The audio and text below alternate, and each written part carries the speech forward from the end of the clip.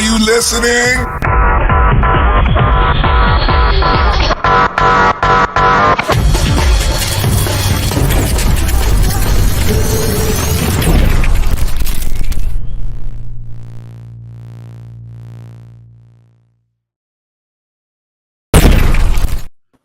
Good morning. Good morning. You know, the faster we're falling, we're stopping and stalling, we're running in circles again. Just as things are looking up, you said it wasn't good enough, but still, we're trying one more time. Maybe we're just trying too hard, when really it's closer than it is too far. 'Cause I'm in too deep, and I'm trying to keep above in my head instead of going under. You know that song? Nope. That's a good song. It's called In Too Deep by Sum 41. It's one of the favorite songs. Like, it's more energetic and motivating than it is when I sing it. When I sing it, it sounds like crap. I just thought I'd go in there and harmonize with you. It worked. It worked. Like you actually kind of had my hopes up that you knew a song I knew. But that's all right. Good thing you had it there in private chat, so I can sing with you. Hell yeah! I just put it there so I don't have to leave the page. So yeah, that's the only way I could have done it. How are you doing today, Hillbilly? I'm doing pretty good. Yeah, good. Yes, your stream was pretty good. He built a green blue deck. Yeah, I tried. Well, didn't have too good of luck with it. Not much. Mm-hmm. Yeah. Then I turned around and built a green and white one. I had pretty good luck with that. Yeah, I need to go into Arena myself and like start looking at what black and red cards are in standard, because I want to revamp my deck that I built for standard and see what commons and uncommons I can use to improve the deck and take out a third color. Yeah, I'm waiting on my favorite card to come in the mail. Boom. Favorite card come in the mail. Hell yeah. I still got to send my cards off to the winner. You. Huh? You can do it. K-Torque, yeah. K-Torque. All right. What was it? Yeah, we're getting to the card of the day. Card of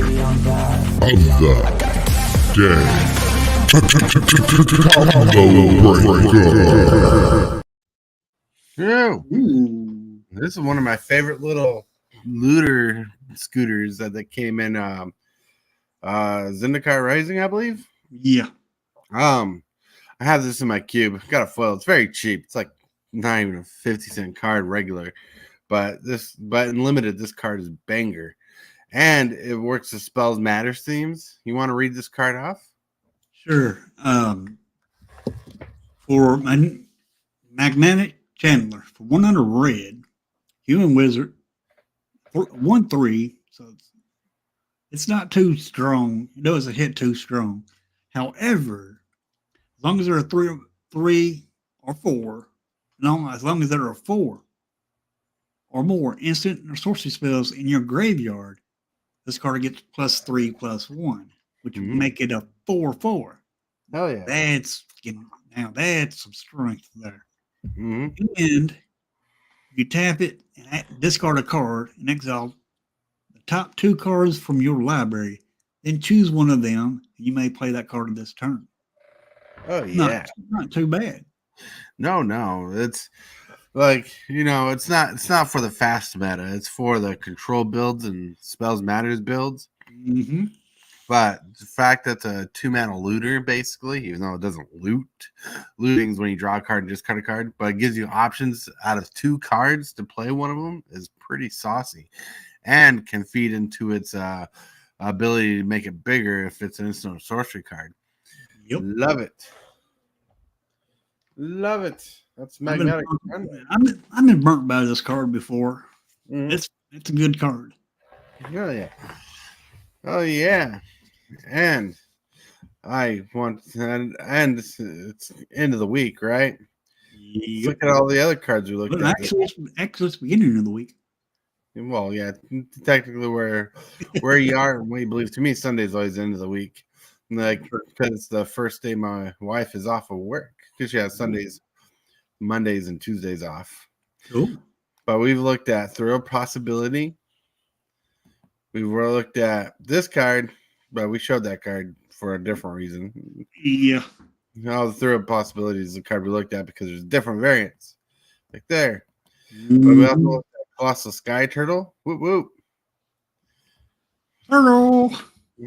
Razia Boris Archangel. Oh, such a good card. I don't know. It's flavorful fun from original Ravnica block. Risk Grove was pretty solid. Mm-hmm. We looked at False Demise, which I thought was just a fun card. Yeah. And we looked at Crackle with Power. Yeah, that's a good card, a real good card. Mm-hmm. I've been hit with this so much. It's like, get it. No doubt. This is a saucy card. All right. Then we looked at Blood Clock, which is an interesting interactive card. Yeah, it is. The artwork looks fun too. Mm-hmm. Then we talked about Darkness. Yesterday we talked about Hull Breach and how it's just weirdly worded, but it's still a good card. It's a good card. I just don't agree with the wording.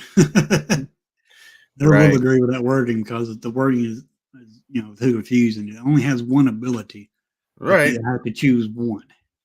Right. It's choose one or the other or choose both.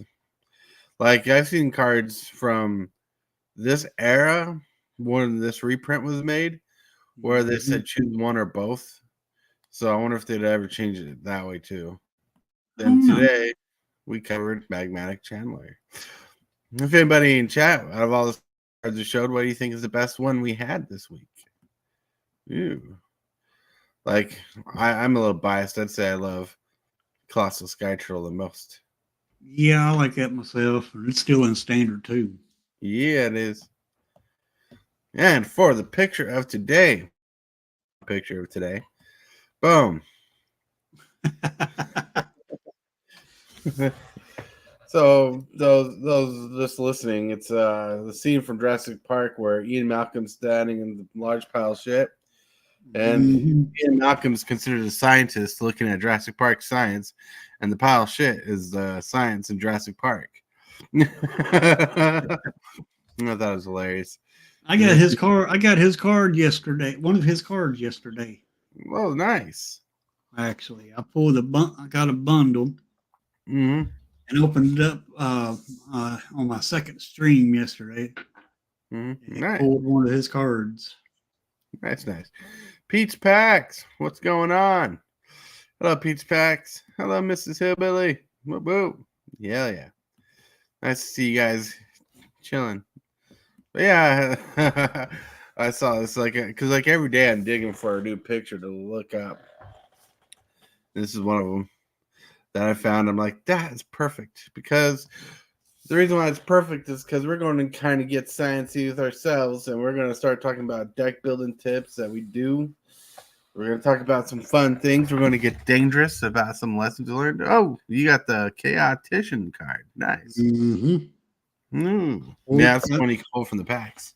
Yep, I got it out of a bundle that I bought, that Mississippi bought for me yesterday. Oh yeah, that's pretty cool. Those things ain't really cheap. I got it from Walmart. I seen them for like $65. Ooh. Yep. I think it's how much you paid for it there at Walmart. Ian Malcolm is a mathematician specializing in chaos theory. Hell yeah. Mathematician. So we're building decks all the time. We're building decks Commander. We're building decks in Arena. Yep. And there's a lot of things that motivate us. There's a lot of things that motivate us and inspire us to build decks and usually you're motivated by defeat. Yeah.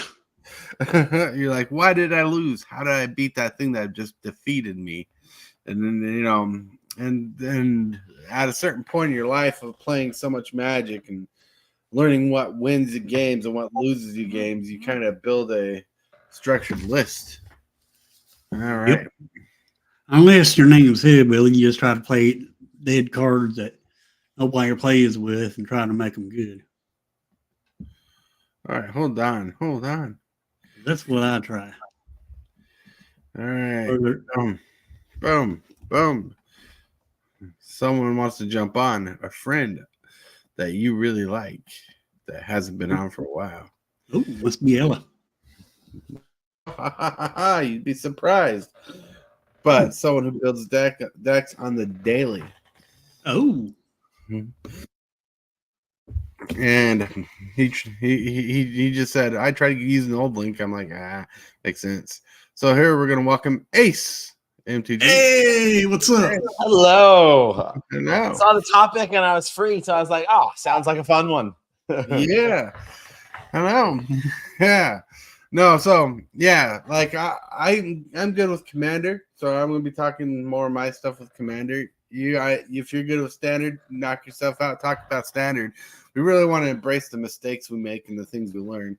We don't want to be like too teachery, and not to sound rude about teachers, but we want to embrace it. No, see, my wife used to be a teacher, so I understand.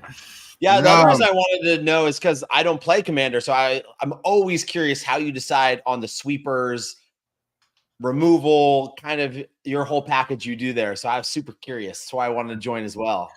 Right, hell yeah! But I like to see, and I'm weaker in Standard, so I want to learn more about Standard. Because and so that's why I think the topic's amazing. Getting dangerous from mixing things up. But see, cheat sheet. See, a long time ago, I made a video that no one watches anymore, and in that video, I have this, which we'll explain later. But it just breaks down how I look at decks when I build them. See, cheat sheets. we'll go, Pat. We'll get to that when we get that. You and Hillbilly love building Standard decks all the time. Mm-hmm. I mean, Ace, you're live about every day. About. Yeah, I try 6 times a week. I'm going. Mm-hmm. Cool. And you're always building decks, tearing them up, checking the. I don't want to sound rude, but they were arrogant. But like the color of the karate belt, like the level, you try to. Oh yeah. Ranking them. Yeah. Always. So what are some things about Standard? Because we'll get to Commander a little bit later. What are things about Standard that you love, that you learn to build decks around? How do you build against the meta? Because Commander doesn't really have much of a meta. Yeah. That's why Commander decks to me sounds like such a nightmare. I'm like, well, so first of all, even in Standard, right, we only have limited amount of cards, and there's no deck that's going to have a great matchup against every single type. So then I always think of Commander. I was like, well, you have even more plethora of cards to go against. Zero clue what you're going against. At least in Standard, right? We have at least decent meta breakdowns where we know about 20% of the meta is about mono red. Okay. Right. We have another 10% that's mono white. So we have to worry about taxation spells, your Thalias, your peacekeepers, things like that. Then we're dealing with a lot of just other aggro, let's just call it. So if you're looking at least the current meta we're going in right now, we have about 80% of that creature-based aggro decks. There's, I mean, so Domain, I think, is one of the best decks we have in Standard, but has fallen off. There's not as much of it. One, I think it's a cost thing. A lot of rare lands, things like that. That set will rotate in September, so a lot of players maybe don't want to do that. Control, especially if you're playing best of one, well, they want to rank up the ladder quick. So right now, for me anyway, when I just want to get some wins, I'll throw together a control deck. And I'm not worried about other domain, other control, because literally in the past month, it's less than 5% of my games. Ooh. And I mean, I know the meta is more like, I would say 15. MTG Hillbilly could say as well. I think it's probably more about 15%. But like, if I'm running in 500 games in the past month and I'm getting 5% when I look at my analytics, control domain, I'm not building my deck towards that. Right. Right. I lose that matchup. I lose that matchup. Fine. Mm-hmm. But now I'm sitting there throwing in, it's all removal, spot removal, mass removal. I'm sitting there with usually 6 to 8 mass removal for a 60 card deck. Lots of early interaction, life gain. Oh, wow. So when I want to build a control deck like that, now I would say before this current meta we kind of have, when I would build control decks, it would probably still be 5 to 6 sweepers I'm looking at. But now I need to at least base this deck also around some domain, some control. What am I going to do as far as the card draw? And then when I'm going card draw, it's usually I would want like 4 major card draw, something like a memory deluge, get a flashback ability. And then I would usually have 2 to 4 other ones. So a total of 8 kind of card draw type of spells. But the 4 were like the main card draw, right? Like that just focus just on that. The other 4 I would call like ancillary card draw I'm looking at. Something that maybe gains me life and draws the card. Perhaps puts a creature on the battlefield as a chump blocker and draws the card. Oh, so, that's awesome. It's a good way to think about it. Because what you're talking about transitions into Commander. And I'll explain that a little bit later there. But what you're talking about is because like with my builds, like the build list I showed you a little bit earlier is more of a control-y build kind of thing. Okay. But that's just a skeleton base. You're like, well, this is kind of what I want to start with, but now how do I integrate these things into my 36 and because like I say, you have like 36 cards in Commander. Everything else is like a board wipe, removal spell, or draw spell, or ramp spell, So the more powerful your deck gets in Commander based off your win conditions. And usually if you're new to Commander, I think you want your win condition to be something that's based on something you're already doing. Like Landfall Commander is one of the best ones to jump into because you're ramping anyways. You want to ramp, so make it something you're already doing. But what kind of spell can be better? Like not only do you have like 7 draw spells in your deck, but maybe you have a removal spell that draws you a card too. That's better. That ancillary extra. And vice versa. Like one of my favorite cards of all time. I should make a top list of my favorite cards, really. It's Overwhelming Forces. It's a stupid, expensive ass card. It's expensive in cost. It costs like $30 for like the special version. At the moment, it was $30, but it costs like 9 mana. It destroys all creatures target player controls, and you draw a card for each creature that you destroyed. Oh, target player, but that's a Commander one, even though it's not all players. Right. Like that's one of my favorite cards. It's derpy because in a perfect world, Decree of Pain is better. It destroys all creatures, and you draw cards equal to the card just creatures destroyed that way. In Grook's Wake is also better because it destroys all creatures and planeswalkers that your opponents control. Ruinous Blast is a little bit better, but still being one of my favorite cards, Overwhelming Forces is just a board wipe. Usually when you like the analytics that prove to me it's a good card is usually in a game of Commander, one person starts building up more than the rest of the table, so you start caring about their creatures more. So you cast it on that player, and if they have no response to it, you board wipe them and you draw cards, giving yourself an advantage. Yeah. And so you always want to finickily kind of build into it. Like another way to think about Commander decks, because in Commander decks, you only have one of each card, is think like a limited set. You've played Draft before, haven't you? Yeah, love it. Right? Sometimes in Draft you get multiple cards, like multiple of the same card, and that's good. In Commander, you don't. So you look through the card pool and you find cards that do the exact same kind of thing. If you want multiple resources of that I had the word in my head. when you're trying to get more of a constant theme going on. Like if you have a card that just draws you a card and you have multiples of those but different names, but keep the consistency. There you go. The consistency is what you're striving for. Like your removal, you have, even though you can't have the same card as removal, but you want an X amount of removal to help you with consistency. Same with the X amount of draw, the X amount of board wipes, whatever. It's the same thing as building a limited deck, but 100 cards.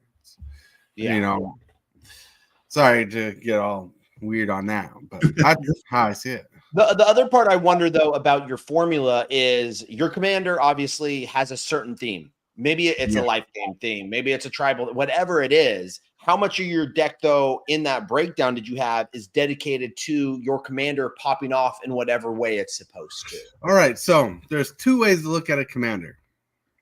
Either your commander is going to be built around, like you're going to build around your commander, make your commander shine, like my Rafika the Mini deck, right? Rafika the Mini costs 4 mana for a 3/3 creature that has Exalted, and whenever a creature attacks alone, it gains double strike. All right, I built my deck to, like, there's two ways people build this deck. They build the deck to make Rafik a powerful creature and build him up. So when he attacks alone, he gets a double power. The way I built my deck is I built it where small creatures come play. You build them up, then you cast Rafik to use his ability for that little creature to deal damage, even with effect. So you either want your commander to be, you either want a commander you can build around, or build your deck so your commander acts like an extra piece. For example, my Eldrazi deck, the commander is Rocco Carabati Caterer, where you cost a red, green, white, and X, and you can pay X, and whatever X is, you can tutor for a creature and put in the battlefield equal to X. So I use him as a tool for the deck. That's kind of how he is. You're not going to build around him exactly, but like Thraximundor, my zombie deck, so Thraximundor is not a really good zombie commander, like for zombies, but he's a zombie. So I have a zombie deck built where I want to win with zombies, but everything that's not a zombie is making my opponent sacrifice creatures, because Thraximundor cares about sacrificing creatures. So the theme is around removal. So I built the removal around him. So you really want to gauge what your commander is going to do for your deck, or what the deck's going to do for the commander. And that's the two starting points you want to look at before building a deck. That makes sense? Yeah, that was good. Good breakdown. Thank you. Thank you. I never talked about my decks that way. I will say one more. I think it's an interesting point, at least for standard right now, because I focus on Magic the Gathering Arena.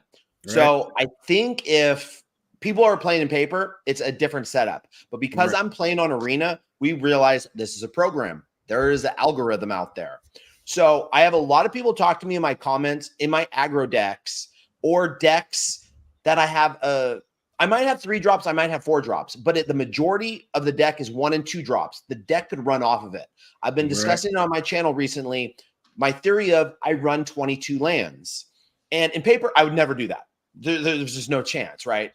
But on the algorithm for MTG Arena, they like to give you 2 lands in an opening hand. Right. So if they're going to do that, and I have so many 1 and 2 drops, if I miss that 3rd drop, yeah, it sucks. I don't put down Adeline or, Brutal Cathar, one of my really good 3 drops, but the deck could still play a 1 and 2 drop for many turns without that 3rd land. And so if the opening hand starts with 2, okay, I'm good. I'm still able to, I'm off and running. And yeah, you want that 3rd land, but you have so many draws to kind of get into it before you kind of have to. And so again, it's playing towards what you are seeing and what your environment is. So I think a lot of those decks you might see people have on Arena, you don't transport them exactly over if you're going to go out there to your local game store, playing paper and things like that. And land is just one example of it, of the way you kind of tweak it. Just like Arena, you'll see people, if they're playing some type of ramp style deck or control, they might run more land than they actually would in paper, because once again, the algorithm, they want to be starting with 4 lands in hand on their opening hand. Yeah, I remember when they announced that. I remember when they announced that they try to give you the most optimized hand to play. People started building decks on Arena with less land in it because they were basically guaranteed for a while they're going to get land in their hand. So it kind of broke up their deck. Like the deck I built on Arena is built like how I would build it in paper for standard. And that's how I first started too, 100%. Right. And I also noticed that it doesn't like the mana curve well with me. Like I have a lot of 2 drops, 3 drops, and 4 drops, and it likes to give me the 6 and 10 drop in my deck. So I have to take out so I plan on taking out Hit the Motherload as a 1 of in the deck. I'm going to start looking for different things because I want to try to curve out the 3 mana for the deck power because I want to do a discover based deck. You know, I loved Cascade back in the day, and I want to try to have fun with it today. Well, the higher I find that the higher the mana curve, the more land you actually need.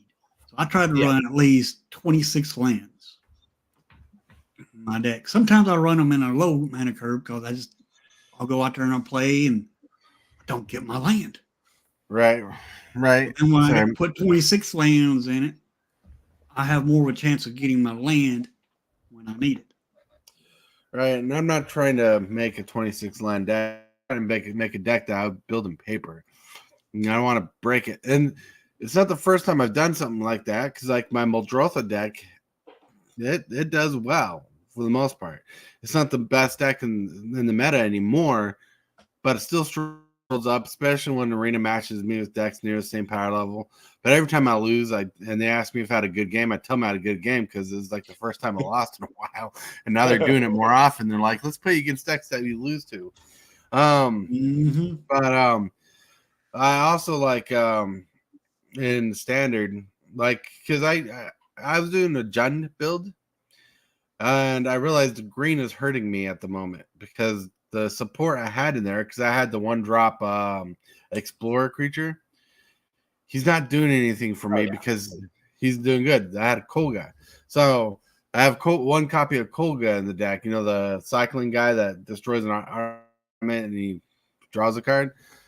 Take that out because every time I use them, there's nothing on the back, which is weird. So I'm thinking about just going Rakdos aggro with this deck as best I can. So I got to do some studying because I got a lot of tokens to fix up the deck. Not rare tokens or mythic tokens, but like a lot of commons and uncommon tokens. You know, the little trade cards, whatever they're called. Wild cards. Wild cards. That's right. And for those out there, I want to say hello, James. Thank you for stopping by. I hope the coffee is good today. So, everybody out there, give myself a hug. Everybody out there, do you guys in chat have any questions about deck building before we progress that you might want to know? Because I know my next part is going to be huge. Like when I start talking about that list, because I get very in depth. But really quick, while you guys are typing in chat, asking questions, it is time to chill out.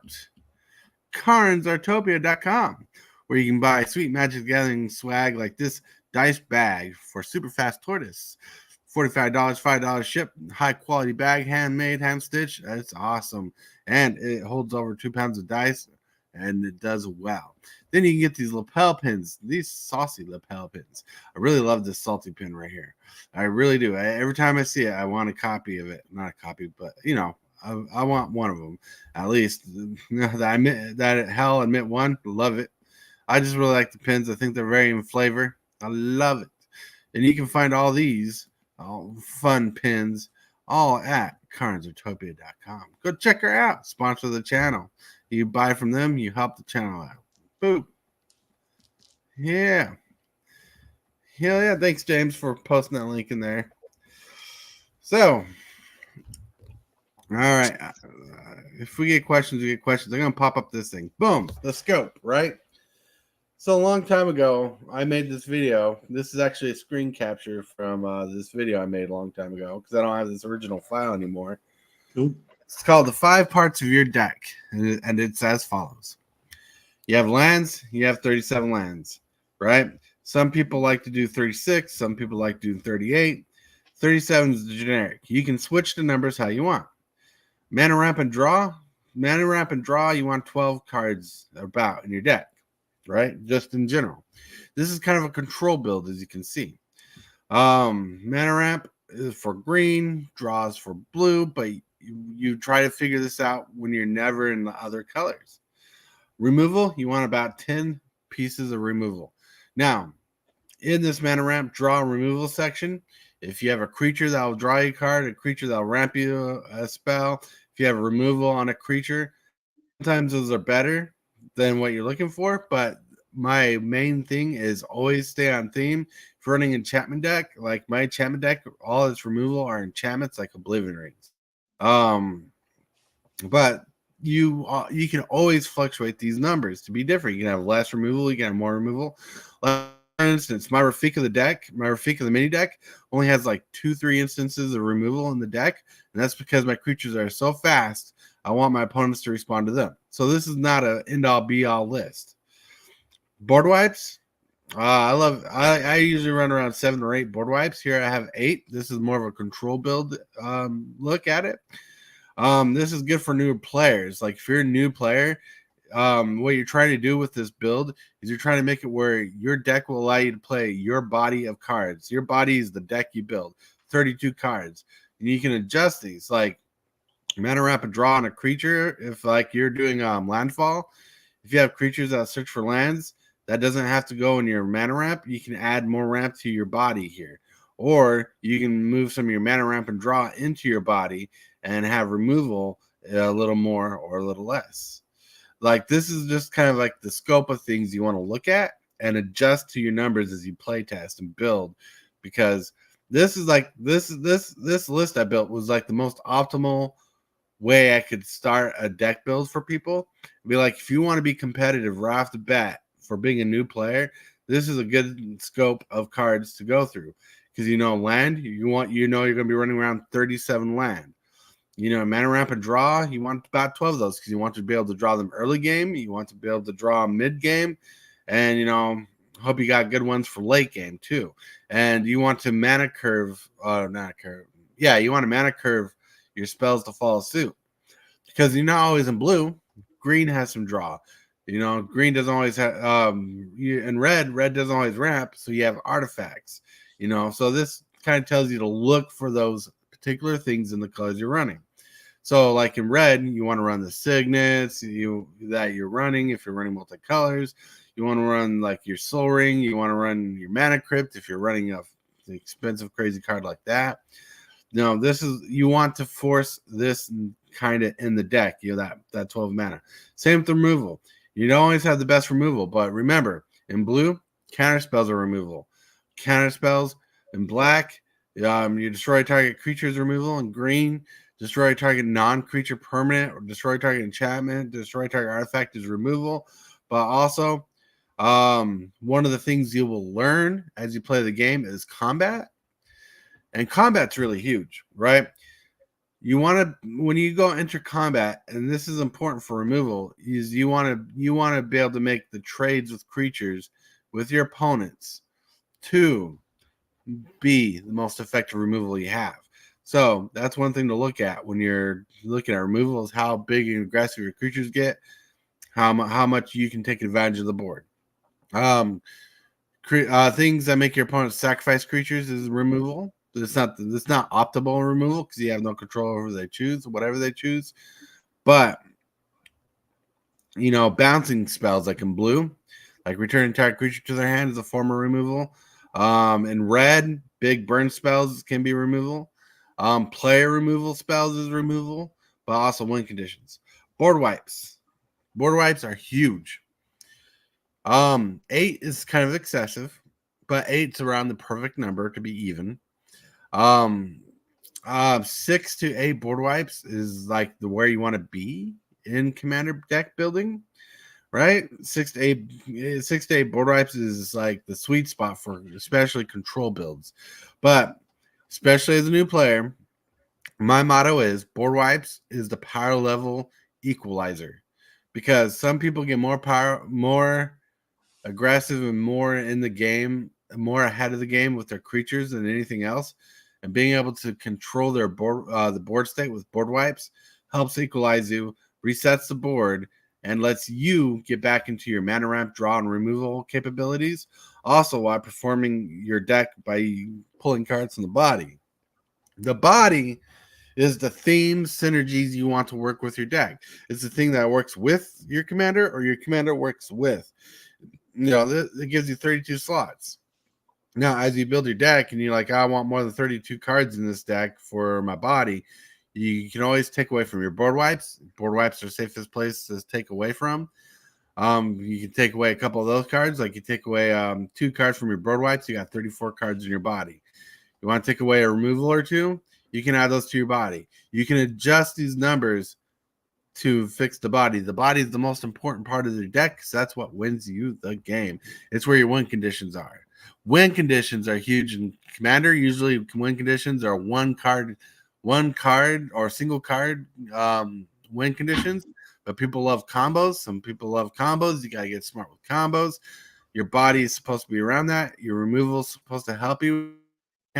Spells, board removal spells, all those kind of things. But the one thing I want to focus on the body is the most out of this scope here. The body is the most customizable part of your deck building process because that's where you got the most creative outlet to work with your commander, work your commander into your deck, however you want to look at it, how you want to get into it, like we discussed earlier. This is where you're most creative here. You really want to kind of keep into this mana ramp board wipe segment here. And you can always adjust those numbers because some decks, 12 mana ramp cards, you're not. And I say mana ramp and draw because you don't want 12 mana ramp in your deck because you're going to all the time. But you want mana ramp, you want draw. You want to kind of blend them in together. Removal, keep around 10 pieces of removal. But you could also work with your board wipes as removal. Like my dinosaur deck has 6 board wipes in them, and they show up a lot, surprisingly, compared to other decks. So the reason why draw is important here in Commander, like I put an emphasis on draw, is because since you're running 8 board wipes, you want to be able to get at least 1 board wipe in your hand by every 3 turns. I know it sounds weird, but that's why drawing is important. You want good draw cards. Cards that draw you a card are not as powerful as looting, where you can draw multiple times throughout the game. But you want to be able to draw like 2-3 cards. You want to, what's the word? Dig? Yeah, you want to dig where you look at the top 3, top 5 cards and get a selected card. Brainstorms is still a really good card. I'm trying to remember. Diabolic Visions is a card that's really good. Costs them blue and black. You look at the top 5 cards of your library, and you get to choose one and put it in your hand, and put the rest in any order. Really good dig spells help you right here. Basically, you want to be able to navigate your deck, and that's not on the scope. Oh, boom, and that's another topic. Thank you guys for letting me go through that spiel. James, well, that's from an old video. I know I'm cheating. Still good information. I have some questions. Hell yeah. All right. So if you're playing limited, I don't know about you, but it's standard 16 lands for the 40 cards, right? 40%. Right. Standard, typically, if you're playing 60 card deck, 24 lands, again, 40%. Right. So why especially in a control build of Commander, would you be running 37%? All right, so 37 lands, 30 like I said earlier, people like to run 36, 37, 38. The one thing you need the most in there is your lands, and you don't want to miss a land drop. Hence why the draw, removal, and stuff, the ramp is pretty good. Not draw, removal, but draw and ramp are really solid in what you need. But also, you need perfect mana. Like my Traxa runs 37 lands, and a chunk of those lands are triumphs because I traded off some pretty expensive cards for those. Because 4 colors hard. If you're new, don't try to build 4 colors right away. 3 colors is like the maximum you want to get into. 2 colors is the most optimal. Go into Simic if you want to start off with a 2-color deck. My advice, not written law. Like you're always stuck, and say you're on a budget, because a lot of people are budget players. especially when you're getting into a game and you don't want to spend like a ton of money on land, you know.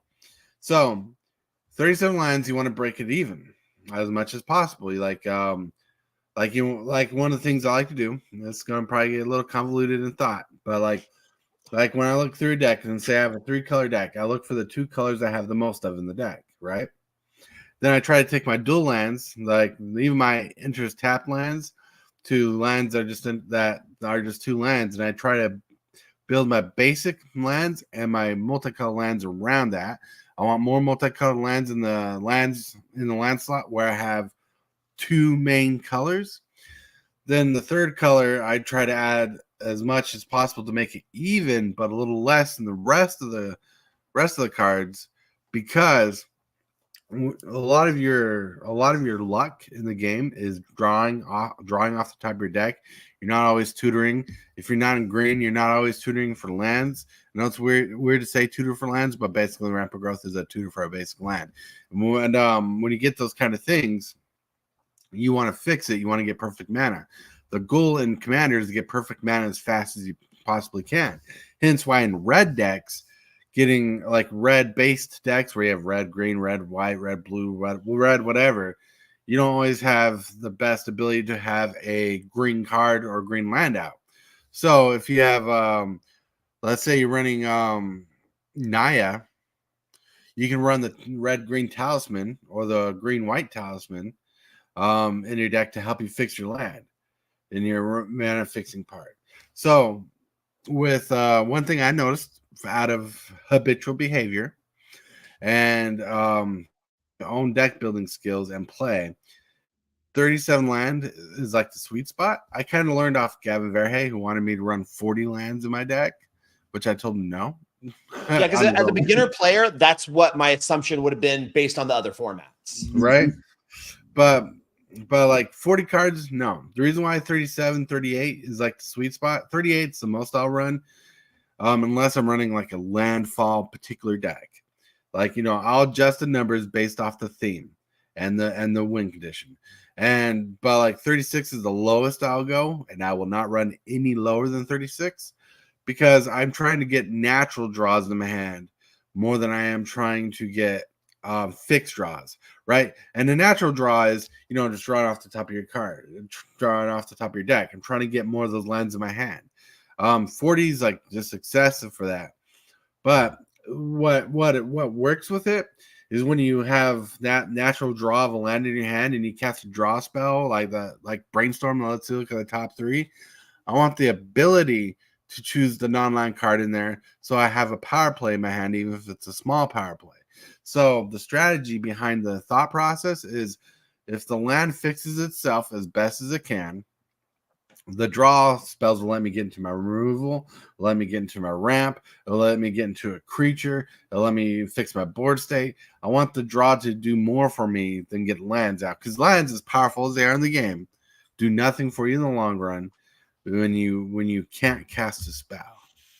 So that's why you want perfect land. You want to be able to cast a spell. You want to get as much land as you can so you can cast those spells, but you want the most natural draws so you don't have to focus on fixing your spells all the time, which is annoying because Ruinous Blast is hard to play. So if you were playing, let's just say, an aggro commander deck, how much lower than 37 would you go? Or are you still keeping 37?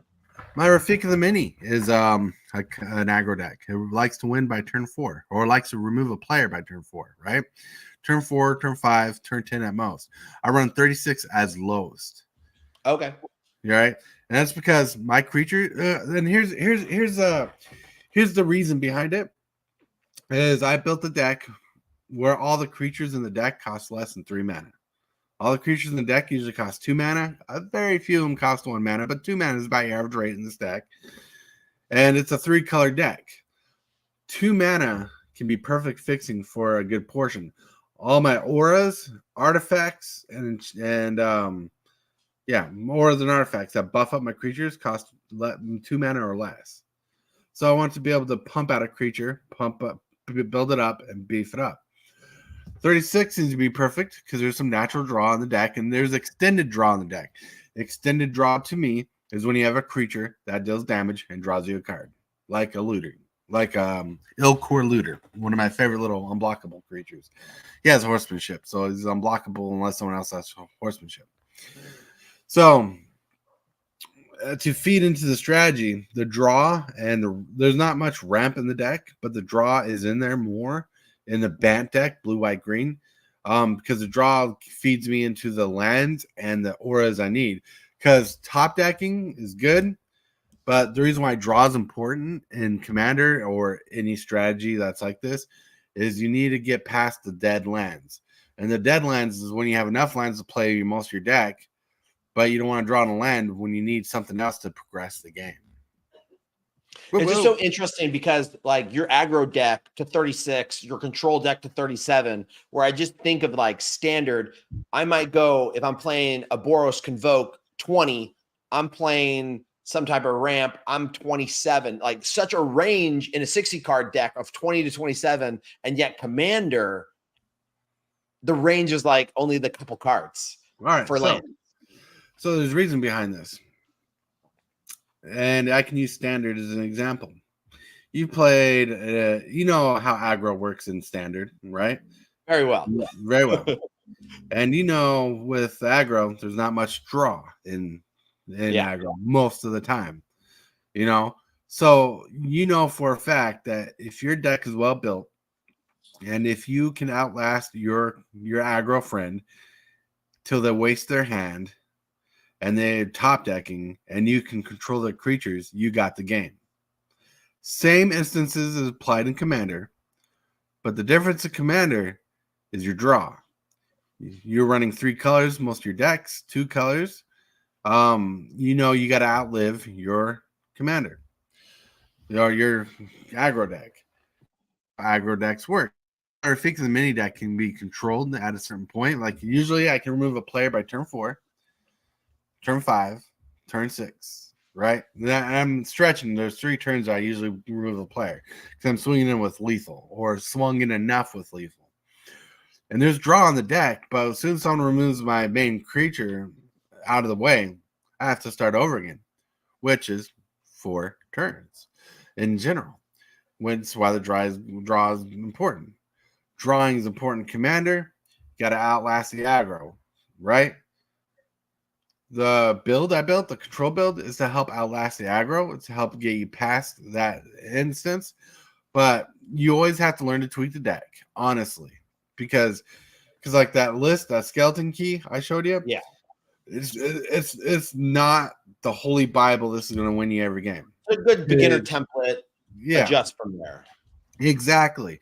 Because when I made the video a long time ago, people were new to Commander. It was during COVID times, and a lot of people were jumping in. And I'm like, well, even though the video performed pretty well, but it didn't like exceed like other people's videos, I think it was the one that at the time was one of the best videos at the time. Now I think there's other videos that are way better now over it. But it was one of the best well-explained videos because it was talking about you wanting to learn your control, you want to learn your draw, you want to know the importance of drawing, you want to know the importance of control. And like thinking about it like later on a couple months ago, I'm like, you know, I was very much control, because when I built my Rafik deck, I took that same list and just kind of reversed it, and it went really well. Because instead of having like 8 removal spells, I have like 2 removal spells, maybe 3, and like 1 board wipe in the deck. And that's because when I built the deck, when I started building Rafik, and getting serious with the build, I asked myself this one question: how do I want my opponents to respond to my creatures? Then I was thinking, well, if I have too much removal, I'm removing myself a creature. The more creatures I have in the early game, the more aggressive I can be, right? Because if I focus on what I can remove off of their board, the less attention I'm paying to my board. And so my build will be slower. So I took all this jank, and literally the deck originally started jank, and it was all exalted creatures and stuff. And in my play group, it was too powerful. So eventually I had to water it down for my play group at the time. Then I got used to that deck. Then I started playing with people on spell table and whatnot. then I realized my deck's too watered down. So I had to go back to the template, and I had to go back to reversing that same strategy. And I'm like, well, I still need the creatures, I still need the power, I need the speed. Because the question I had to ask myself is, how do I want my opponents to respond to me? And on spell table, people don't give a crap about you. So if you're someone from the game early, you're not going to care because they don't care. Some people are like, thank God I'm out of this game. Some people are like, damn, I was hoping to win. But my deck doesn't, my Rafik deck, I prize the deck as one of my best decks, but I guarantee you, it doesn't always win every game. But I do guarantee that one player is getting their ass kicked. And that's the fun with the deck. In fact, kind of self-shield. Is at our 1,000 subscriber giveaway, I got a noob style Rafik of the mini deck I'm giving away too. I got a deck box and sleeves and ready to go.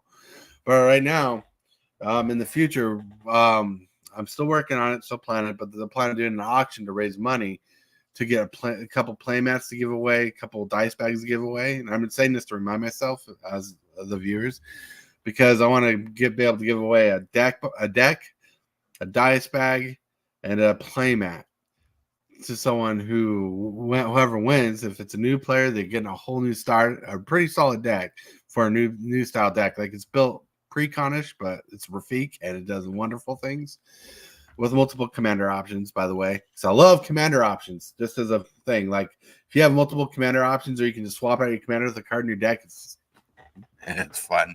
But other than self-shilling there, holy cow. Is there any other questions before we have to close this thing out? No, not really. Well, what about utility lands? Utility lands are always good. Hands down. You're going to put in the best lands in your deck, always. If you have it, play it. That's Can we see what the play mat that you're talking about?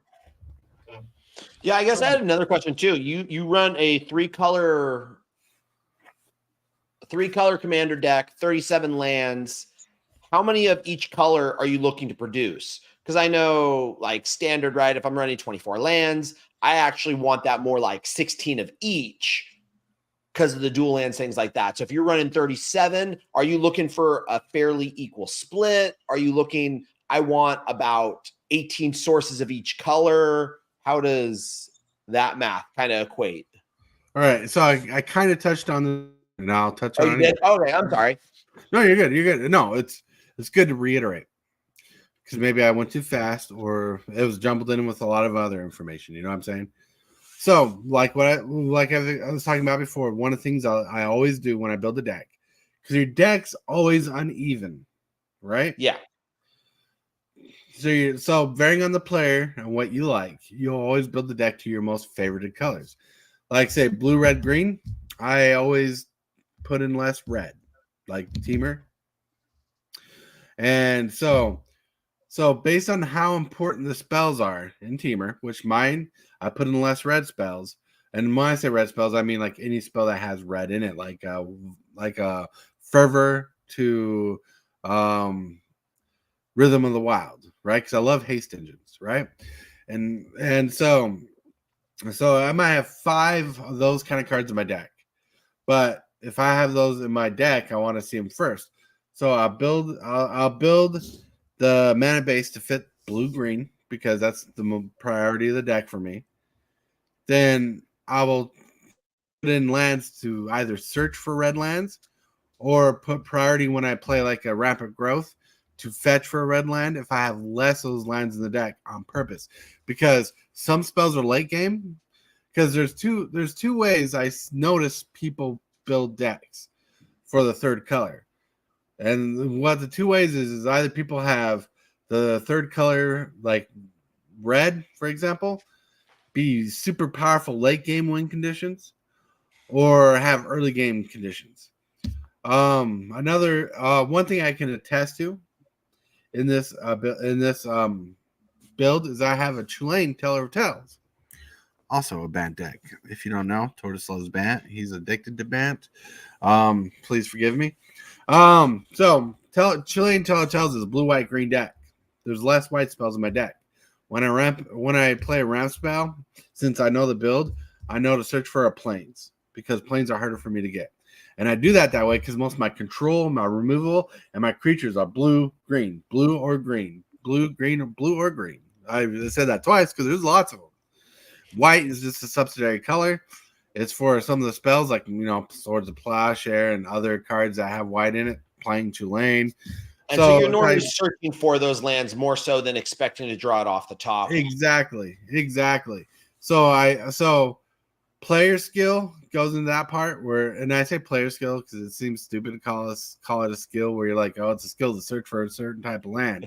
But when you're in a world of perfect land, like you need perfect land, you're going to search for the ones harder to know.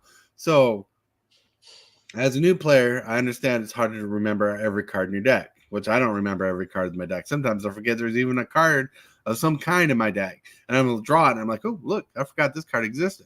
But you want to know your land base as most as possible because you want to play to your disadvantage. You want to take your disadvantage and make it as advantageous as possible. Like I said, with my Chilean deck, when I search for land, I always search for plains first. Because my chances of drawing into a swamp, island, or a forest are higher than ever, and it's built that way. Now, if the white in my deck was less, but was important enough to have the land out early game to play it, I'd adjust the land in favor so. But I still wouldn't exceed the blue-green part being most important. On that part, but you still would have a majority of your deck. There's some sort of dual lands or fetch lands, or oh yeah, no, I don't have fetch lands in the deck, but I mean, I have a called? Triumph. I have both Triumphs, even though one's not really a Triumph because it's the interest tap land tap draw 3. I have 2 of those. Yeah. If I can, that's what I'm saying. Out of the 37, you're going to have a lot of them that are tapping for multiple colors, or why can't I think of the one you tap, sack it, and you get to go search for a land? Like Evolving Wilds? No, not Evolving Wilds. Paramorphic Expanse? Broker's Hideout? No. It was legal in Eldraine. Oh, Fabled Passage. Thank you. Okay. Is that just like a standard card you're just always going to have in the commander deck? For the most part, yeah. One of the most important things for Commander is perfect mana. You're going to if you never played Commander before, you're going to never have it. That's why I got all these beginner questions. That's right. That's good. Usually my daddy is here to ask those kind of questions too, but he's in the hospital at the moment. Fill him in for that. Yeah. I'll have him watch this video. We'll probably have a hangout session. But yeah, so he has 2 decks. He ordered a green-red deck that he's going to start with. Then I built him a Kalia deck that he's going to progress into because it's 3 colors. But yeah, utility lands are important, but never underestimate having basics. Never build a commander deck with no basics. All right. My Chilean deck has 2 plains in it, 4 forests, 3 islands. Okay, that gives me a good idea then of how many dual try different lands you have and then basics. Okay. Right. I have a lot of dual lands, a lot of intertap, a lot of do other things. Certain perfect mana is important in Commander. And that's one of when people complain about cards being cheap, some of the cards being cheap nowadays are land cards. And that's a good thing for deck building right now. People complain because the collector value's gone down a bit, but when you're deck building, getting those cards cheap are pretty good. Some people just use a printer and be like, I'm printing off this land. Long people are okay with proxies. The proxies, yeah. $40 land. You can proxy it out until you actually buy the real card. Yeah, because not everybody can just afford $40. So play the best you can. James Willis. Nobody said anything about no basics. That would be insane. Hell yeah. And Justin Tierney. Sorry I didn't see you earlier, but hello. All right. He had another comment. What happened? Oh, here we go. Says you usually count the pips to see how many of each are in the deck, and if it's heavier in one color or the another, and adjust from there to as an estimate. That's kind of what I was talking about, but that's a good way to put it too. The pips, is like when I say how strong you are in 2 of the 3 colors. All right, now, today we're gonna skip over the movers and shakers because we are over time. My bad. But I wanted to. Oh, you're good. You're good. I love it when we get all hot and heavy in a topic. Really quick, I want to note the song of the day that I want you guys to look up. It's called "In Too Deep" by Sum 41. One of my favorite cards. I was kind of singing it earlier. It's not like my favorite song, but it's a song that gets you kind of motivated in the punk rock genre of new metal. And you guys wanted to see the playmat, so I'm going to show you the playmat as best as this camera will show. This is a large playmat that was designed by the community. I put in the work, they put in the critiques, and they love this playmat. Yeah, I'll try to show it off here. Yeah, that's a sweet playmat. We want to get more copies of. This is an extra large playmat, and I'll try to get more because I love extra large playmats. I need to showcase this logo type thing, this little thing more often because I love it. Who did you go through to get your custom playmat? Inked Gaming. This is the second one I've ever, or this is the third one I've actually ordered. It's the fourth one. Because I originally made myself a playmat a long time ago with different Jaces on it. Then I designed my wife a playmat.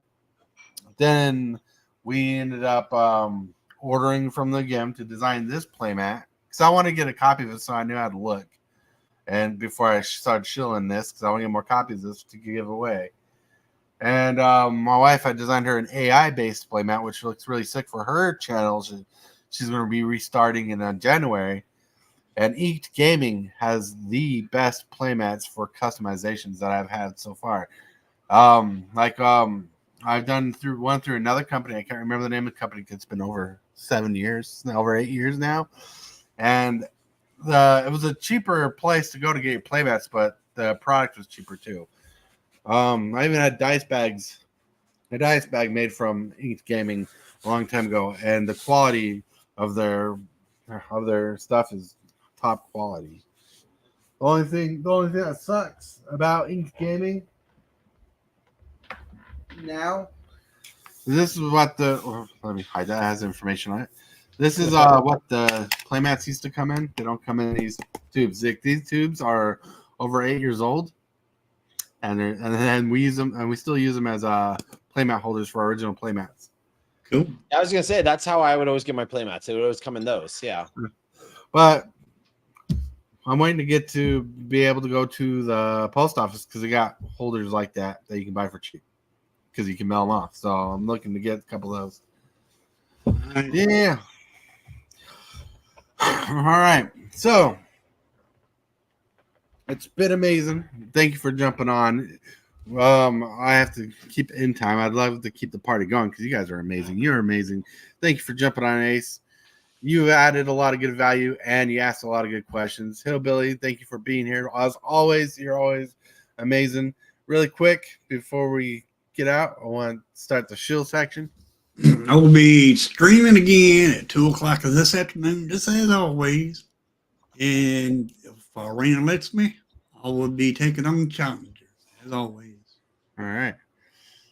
Then boom. Now you get to shill your channel because I have your command. Yeah, I would like to shill for 2. So, because on Monday, my normal video will come out at 8 o'clock a.m. Pacific Standard Time. But I'm doing a little collab with MTG Brew Lab where we're just doing a little, he's going to be out in the corner. I'm in the bottom right. And we're going to be playing a deck together. He's going to be watching me play, kind of giving his play lines, my play lines, kind of discussing it. I think it's a really good learning tool for people because you get to hear the things I might do, he might do as a viewer. What would you do? I think those are really good discussions to have when playing the game, especially if you're anybody new. Hell yeah.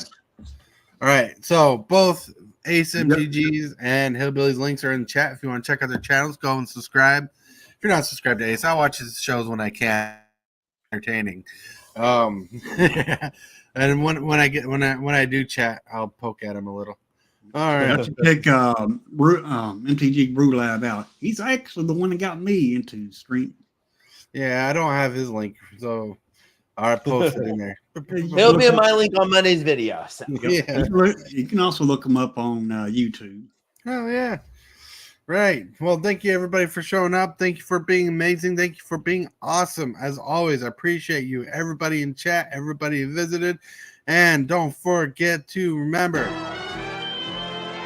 Shockwave! What is your command, Megatron? Subscribe for Magic the Gathering and other content for evil fun. Fear not, Megatron.